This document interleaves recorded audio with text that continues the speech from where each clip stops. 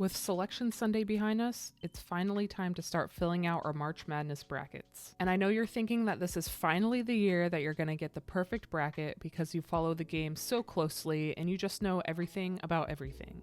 And honestly, same. But you're wrong and you'll never have the perfect bracket.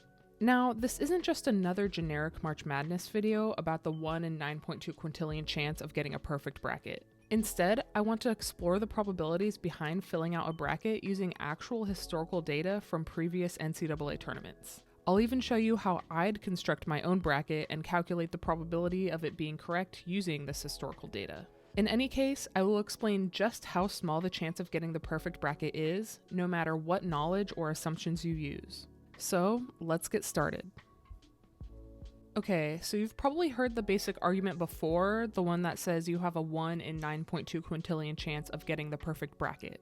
Honestly, I don't really know what a quintillion is, but it's really big. This number just comes from counting all the possible brackets you could create.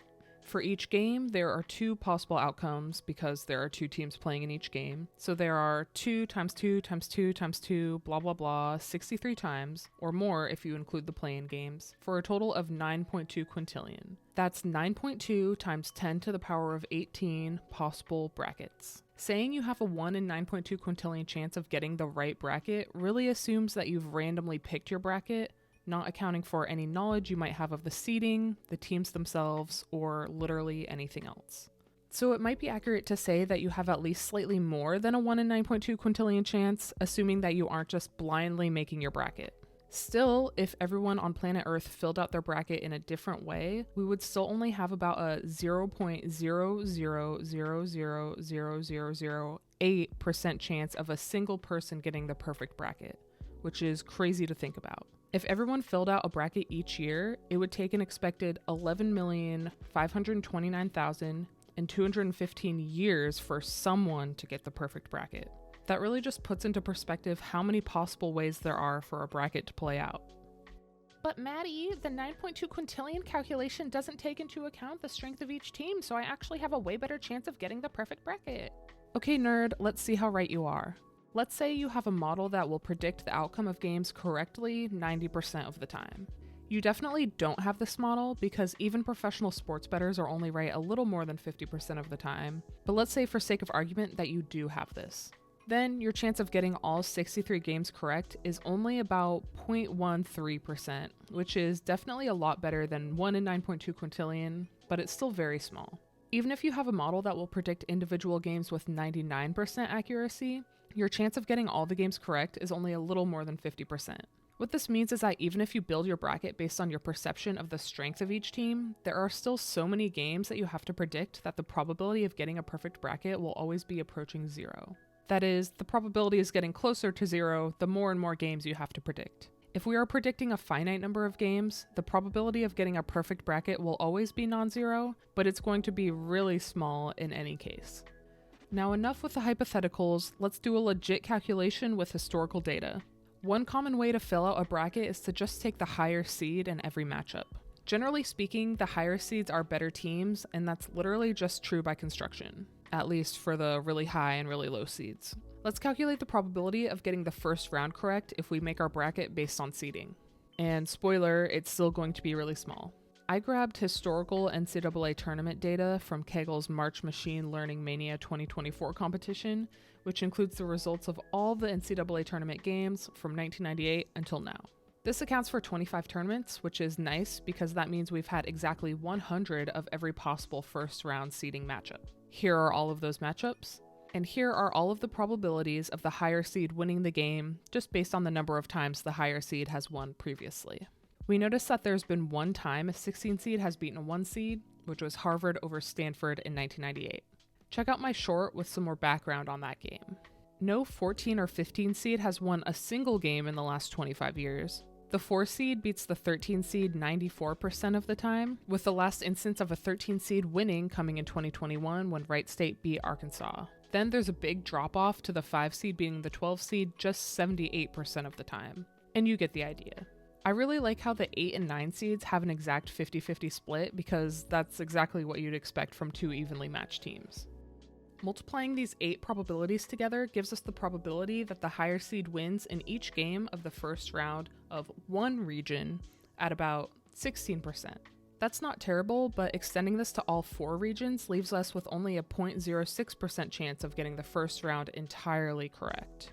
Let's compare this to the logic from before. The probability of getting each of the 32 games in the first round correct would be 1 over 2 to the power of 36, or about 1.455 times 10 to the negative 11.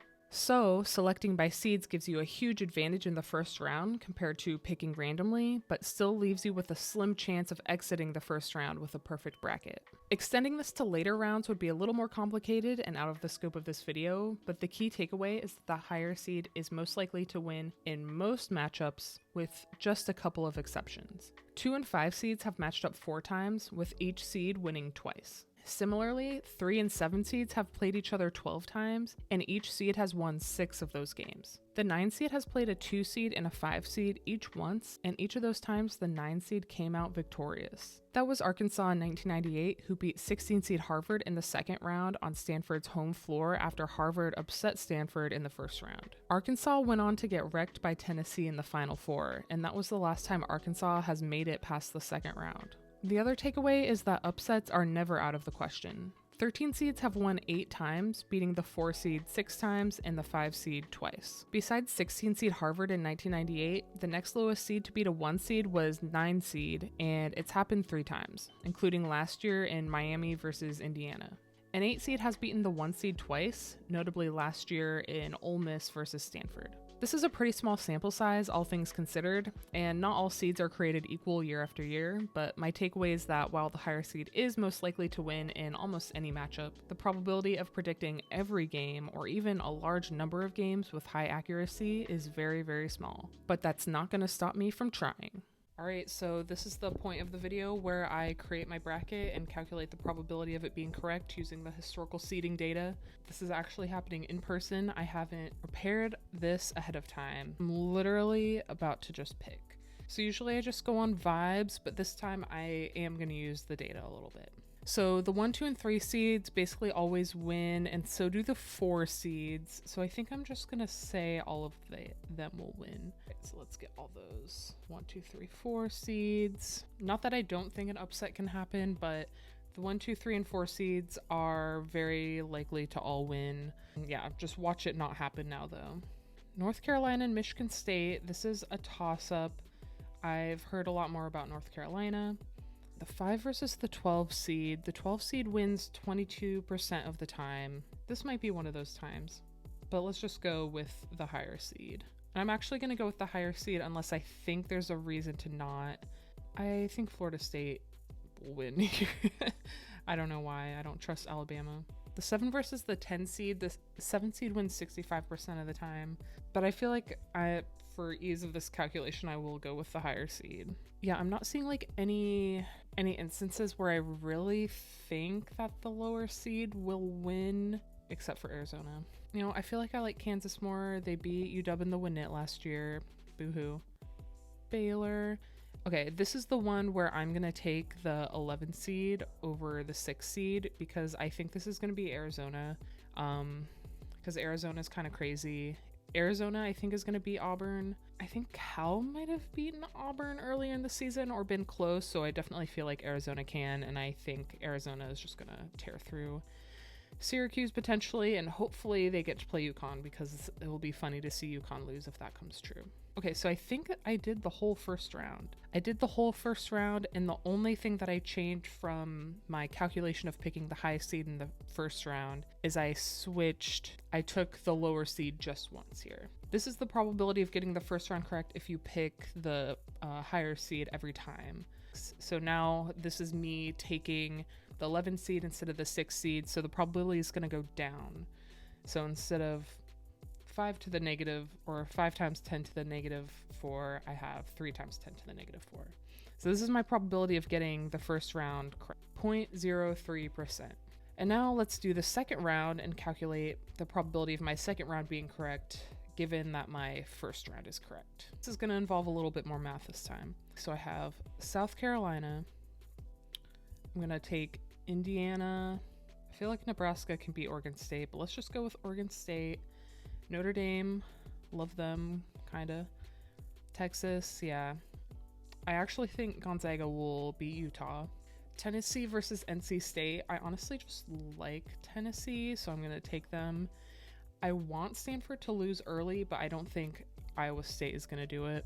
Okay, Iowa's going to beat West Virginia. Colorado and Kansas State. It's a little hard for me, but I guess I have to back the pack, as they say. LSU for sure. UCLA for sure. USC for sure. Baylor and Virginia Tech, I guess. And this is again me hoping, I hope it's Arizona over UConn. This is probably what's gonna hurt my bracket a lot. And then I like Ohio State. Okay, so that's the probability of me getting the first two right. Is it's already at about 50%. If my first round is correct, I only have about 1/4 chance of getting just this region correct. So that's kind of annoying. Okay, my probability of getting regional 4 correct, given my regional 4 for the first round is correct, is about 15%. All right, my probability of getting, what is this, regional 2, round 2 correct is a little bit less than my probability of getting regional 1 because I took a 5 seed instead of a 4 seed at one point. So my probability is about 21% here. Okay, so the 11 seed has only beaten a 3 seed 12 times out of, looks like 34 times. So me picking Arizona to beat UConn isn't that improbable. And that gives me in my region, what is this? In my regional 3, my probability of getting that correct is about 15%. So these are all of my probabilities of getting the individual regions correct. Okay, I only have about 0.1% chance of getting the second round correct if I get the first round correct, which I probably won't. The Sweet 16, I pick South Carolina, Notre Dame, Texas, Tennessee, Iowa, LSU. I don't think UCLA is as good as people think. USC, and then I think this is where Arizona's run ends. Potentially. Okay, so let's see what we have.